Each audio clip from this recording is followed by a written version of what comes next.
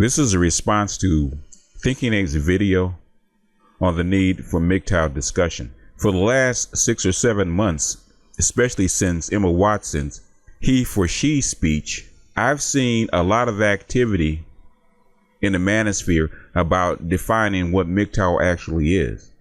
And a lot of it geared toward what they call misogynist MGTOW speech, which is something that was completely ignored before. Now, all of a sudden, everybody needs a definition of what MGTOW actually is.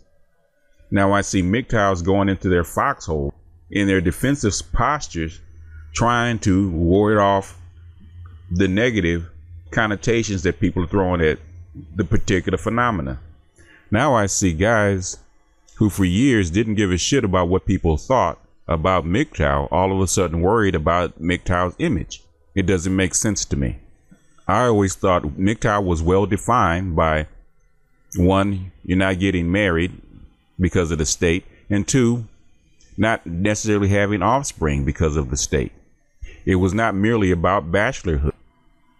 I thought the 4 levels of MGTOW pretty accurately described what the phenomena actually was, and there was plenty of space to define the different groups or different segments that would actually enter into it, and one could level up or one could stay where they were. But we're going to start with playing a clip, and then we're going to really get into this. Part of the problem people have with the idea of MGTOW is they don't understand what it is. It's terribly defined. Even to this day, it's been the MGTOW, particularly YouTube activity, has been pretty intense over the last 3 or 4 years, and people still don't understand it. People argue about what it is and what it's not. We certainly have defined. We know that MGTOW, for example, can't be married. That's not even. It's not a question of up for debate. It's just, it's like saying a dog is a cat. A dog is not a cat. That just doesn't fit into the equation. But there are other aspects of MGTOW that I think need to be better defined and better understood.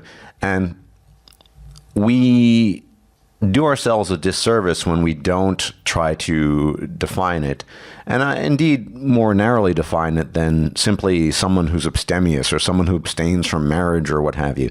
Now, most people might take a cursory glance at a concept such as MGTOW or just MGTOW in general, and they think, well, bachelor, right? And almost to a T, usually a man going his own way is some variant of a bachelor. Men going their own way don't get married. They usually live on their own, etc. Okay, and this is what people have called MGTOW, and then they like to leave it at that. Why don't you just live your bachelor life and leave it be? But the problem, and this is what I mean about defining things and expanding upon things, is that MGTOW is a lot more than just being a bachelor. And it's certainly a lot more than bitching about women. In fact, bitching about women, it really has, to me, nothing to do with MGTOW. That actually, the funny thing about the whole bitching about women, I call it a movement because I see this throughout the manosphere. I see it on Fakebook. I mean, Sandman's channel is essentially about bitching about women, etc. It's very popular, but bitching about women is actually a blue pill activity. It's not a red pill activity. That's the irony of Sandman's daily dose of red pills. They're not red at all. They're completely blue, because wasting your time bitching about women and women's cosmetics and what have you, that is the hallmark of blue pill. It shows you're still concerned about these things. It shows you're still involved. The whole, I need to somehow pay attention to the female, etc. True MGTOW have moved beyond that. I'd like to define MGTOW, and I think I have in previous videos, using an analogy of Alcoholics Anonymous. Alcoholics Anonymous is a group of people that come together because they have a similar experience or problem with alcohol. MGTOWs come together because they have an experience with the gynocentric world, as we like to call it, or with women, the opposite sex, and our relationship to them. Just like an alcoholic comes to a meeting because of his relationship to alcohol. So it's not just being a bachelor. It's not just coming there to bitch about women. It's there to vent about your relationship with women, your relationship with the world where women are involved. So I'm sure that most of the outside world, when Alcoholics Anonymous first started, they thought it was a club where drunks got together to soak in their misery. So as it went on, Alcoholics Anonymous became respected and well defined as a 12-step program. It's become almost an institution. But in the 80 years that it's been around, nobody has ever said that you shouldn't bitch or talk about alcohol, because that is the main tenet of why you are there. The crux of MGTOW, the main tenet of MGTOW, is not necessarily it's a intellectual pursuit. That is fine if you want to be existential about it and you want to level up and you want to carry it to its highest experience. Then yeah, you can do that. You can get involved in the intellectual pursuit, but at its base level, MGTOW was about a man's relationship to himself and to women. Why? Because it's part of our base nature. We weren't created separately. We came in together as a pair. We are bound at the hip, so to speak. And until there's a breakthrough where that changes, we still have to deal with women. Whether it's our mothers, whether it's our sisters, whether it's our acquaintances, whether it's the woman that we work next to, we have to deal with women on all different levels. MGTOW is not here to tell you that you should abstain from sex or abstain from dealing with women. That is fine if you're at that place, but you can't tell somebody in their teens, in their 20s, that they can't date, that they can't have sex, that they can't deal with women. And we do a disservice to the people that we talk to by saying that. Now, bitching about women is not a blue pill activity. This coming together and discussing your problems with the opposite sex is not a blue pill activity. And just because certain people have heard it 1,000 times does not mean it's not valid. It's called 101. It's the basics. It's the foundation of what anything is built on. I don't care what it is. I'm going to give you a quick example. Now, I coached basketball for many years, and you start in the park league with 8-year-old, and the first thing on defense that you're supposed to do is, guess what? Stop the ball. Stop the ball from penetrating and going to the basket. It's something they teach you when you first start playing basketball, from 5 years on, till whenever. Basics is stop the ball, right? Now I'm watching my local team play basketball, the local pro team, and these guys have been playing for about 20 years, and they've reached the highest level of their profession. There's only 400 guys in the world that can actually play at this level. And you hear the analysts say the same thing that I tell my little kids about stopping the ball. About on fast break, you got to stop the ball first. Because guess what? It's a fundamental basic of the game. And at whatever level that you play it or you participate in it, the basics do not change. So what Stardust hears about bitching about women is just guys venting and telling their stories as a reminder of what can happen if you forget the basics. All those high order theories that we can espouse or come to on YouTube don't mean shit if you can't bring it down to a practical solution. If you can't incorporate that crap into your ordinary life, it doesn't mean squat. MGTOW is a joke. If you can't explain to a kid how to keep his life from getting ruined by letting his urges and his feminized training lead him down into that minefield of gynocentrism, then what? What does it matter? If you can't give sound advice to the guy that's had his life blown up by his wife in the family courts, and he's living in a trailer park or he's living in his car, and you want him to know that he'll get through this and somebody else has walked that path, and there's a way of understanding the world and what happened to him, and he shouldn't get down and get despaired, then what's all this for? It's mental masturbation. It's often lauded, or men are often lauded for being fantastic supporters of their families, of their genetic legacy.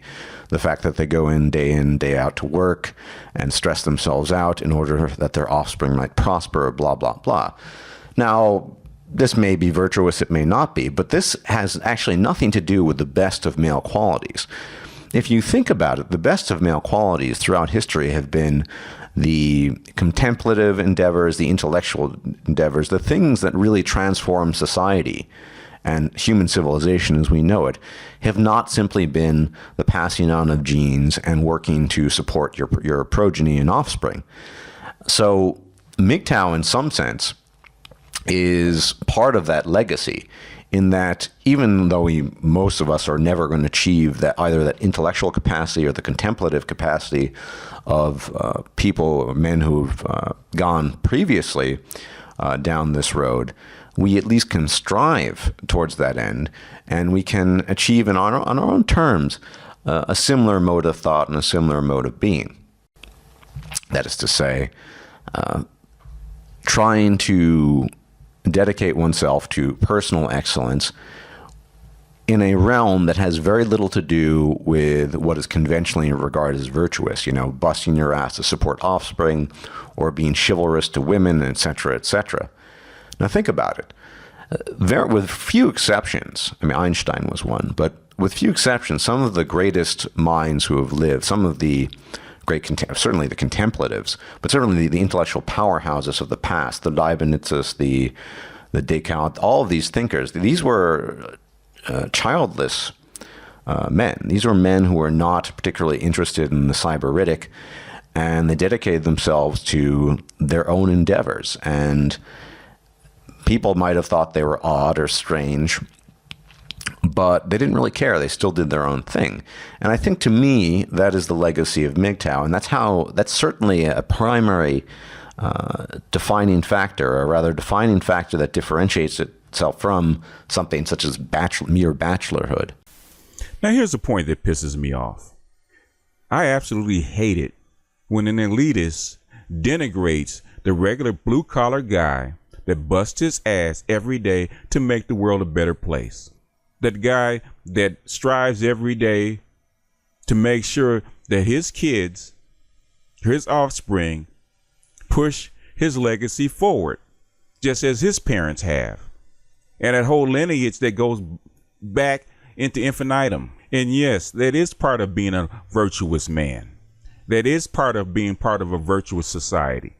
Bill Gates and Steve Jobs have changed the world with their products. They were geniuses. They had high intellects. But on a personal level, were they virtuous? Hell no. They were severely flawed as people.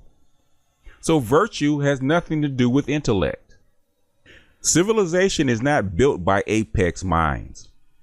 Civilization is built by all the people coming together on a day-to-day basis, playing their part to the best of their ability, and building civilization one brick at a time.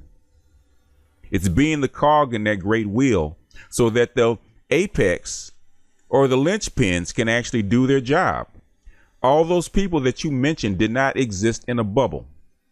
They had the time, training, and leisure because there's other people that actually grew the crops, that actually made the clothes, that actually built the society that they could actually exist in. Leibniz, Einstein, Tesla, all those people did not exist in a forest somewhere by themselves. They are products of the civilization. They didn't create it. Civilization was created by all the blue pill guys that you're talking about. One brick, one cog, one hammer stroke at a time. You talk about being in McDonald's to get your cappuccino and get your coffee. You stand in the queue. And you never think about all those guys that you just mentioned that had to strive and sweat to bring that cup of coffee to you. All the coffee beans, the ships, the trucks, the machines that actually made the coffee, the people actually built the McDonald's. Those weren't built by apex minds. Those were built by blue collar guys, blue pill guys, as you call them, one step at a time. Those are the dudes that I care about. Those are the dudes that need to be integrated. Those are the guys that I make my videos for. Those are the guys, married or not, that I use whatever intellect and ability that I have so that I can help them make sense of the world and what happens to them so that those guys can have a better life. Those guys can get some peace at night. Those guys can make changes in their lives. The greatest of the Greek gods is Prometheus, not because he was so much more powerful than the others. It's because he used his power to bring light to the masses, to bring light to the downtrodden and the people that couldn't do for themselves. While we love Einstein and a Tesla because of their great intellect and their groundbreaking work, we don't love them as much as a Martin Luther King or a Gandhi or an Abraham Lincoln or a Franklin Delano Roosevelt. Because those guys actually, like Prometheus, use their intellect, use their light to bring it to the masses and to make a better world, to make a better civilization. That's what we call true virtue as a man.